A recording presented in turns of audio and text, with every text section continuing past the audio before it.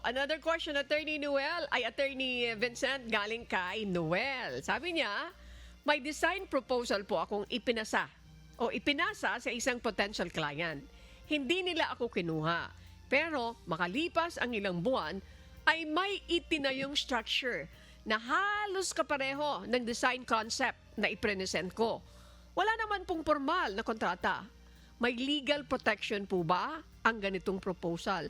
Parang lalabas, attorney, parang kinopya niya, nagkaroon ng idea yung client niya, and then ganun ang ginawa yung design niya, pero wala silang kontrata, kinopya, parang ganon, ginaya. Di ba unfair naman kay Noel yun, Attorney Vincent? Nakalibre siya doon, Miss Annie, kasi Oo nga. nagkaroon siya ng idea doon sa ipinasa sa kanya na design. So Yes. definitely, si Noel, meron po siyang karapatan at protected by the intellectual property code.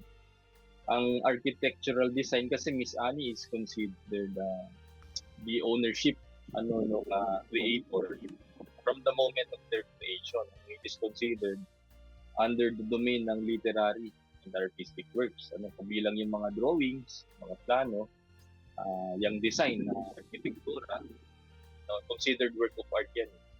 At kabilang dun sa karapatan niya, na hingin, na bayaran siya kasi merong economic benefit doon po sa nakakuha ng idea, yung kanyang design, na yun din ang gawin niya para ipatayo yung ginawang design nang hindi binabayaran yung gumawa doon. So pwede po niya sigulin yun as part of the damages.